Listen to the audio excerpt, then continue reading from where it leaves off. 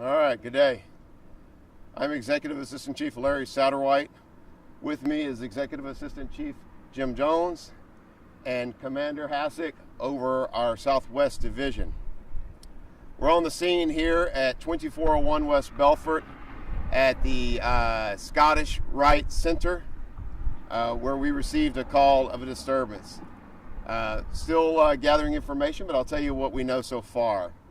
At 10:06, we received a call to this location of a disturbance with a weapon at this location. Our officers arrived at 10:10, within 4 minutes. While our officers were arriving on the location, we had updated information that there were shots fired inside the building. Officers immediately went in, and right as they went in, they engaged a male who would turn out to be our suspect from a distance on an upstairs landing, and once determined very quickly that he was our suspect, went into initial conversation with him. That male was not armed with a firearm that we could tell at this time, but then again, from the distance, we did not know what he had in his possession.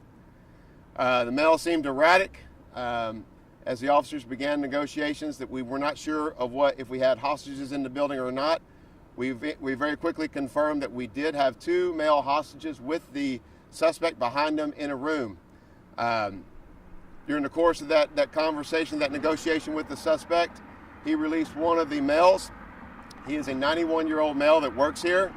He was injured in the hand. He was released and came out. Not knowing the condition of the other hostage in the room, our officers pressed on the location and on the suspect.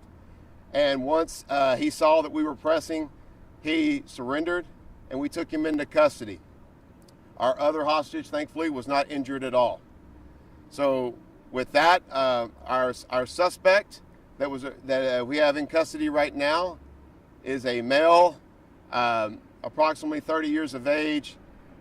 He appears to be of Middle Eastern descent, but we don't have that confirmed, and we're going to have to do additional information to figure out, more about him and why he was here. We don't even know why he came to this location. We do know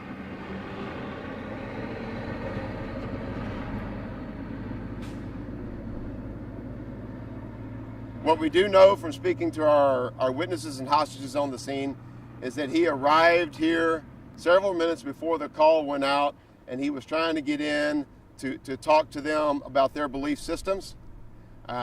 They were not allowing him into the objective because of his behavior. He circled the building and then actually broke a window, and that's how he got into the objective. And then from there, they were calling right away, calling 911, calling for the police, which we did respond. And then I've already told you how we took him into custody. So with that, I do not know what charge we will have on him at this time. That is to be determined with the District Attorney's Office. And we'll fill you in on that information, update that later with whatever we determine. So with that, I will go to questions. So what was he armed with? So he was armed with a screwdriver, is what he ended up being armed with. We believe now that what was thought to be shots fired was him actually breaking the window to break into the building. How many people were in the building at that time? Do you have any number? I don't have the exact number. It was at least 4 we know of.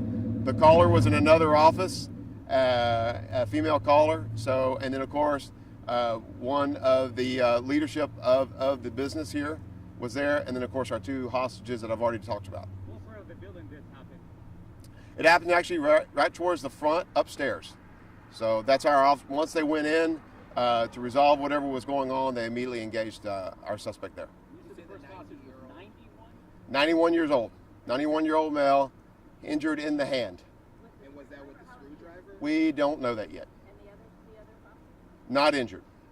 And the age? About 65. And were they both working inside? Or Yes, they were both working inside. And where's the broken window? What part? It's on the other side of the building, not visible from the street here, but he went around back and broke through a window to come in. And is that silver car that the dogs were looking at have anything to do with it? Did he get I don't know. insurance? I don't know that.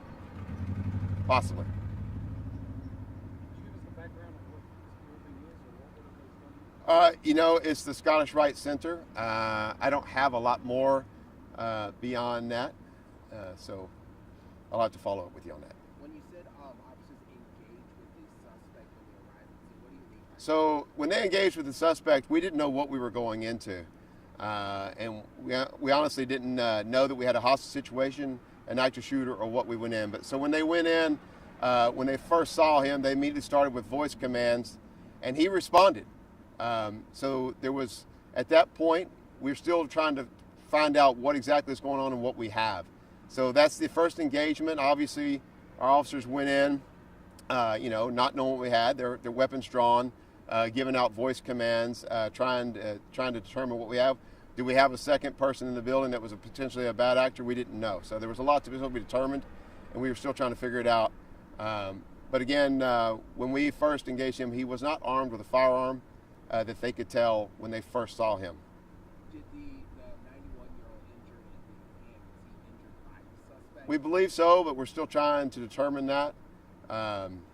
There was a bit of a physical conflict between our hostages and the suspect upstairs. So we don't know how our complainant, our 91-year-old victim, how he got injured in the hand. We're still trying to figure that out. What kind of contact? Pardon? What kind of physical contact did you I think our second hostage picked up a chair against him, but that'll be in the report. And how many people were upstairs in the Again, all that I know of are 2 upstairs in that specific area. I do know that one of the executors of the facility was here, not in that location, and I do know that we have a caller, a female, that was not in that specific area. And could you just say again how the suspect was taken into custody? He surrendered as we pressed upon him. Any weapons except for screwdrivers? No, nothing yet. But the investigation is still early. We're doing a full search of the building, so that may change, but for now we have nothing other than the screwdriver that was in his hand and the tool, which was a tire tool that he used to break the window in the first place to get into the building.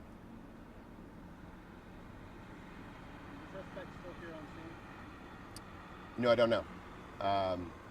Probably so, yes. Any other questions? Okay, thank you. Thank you.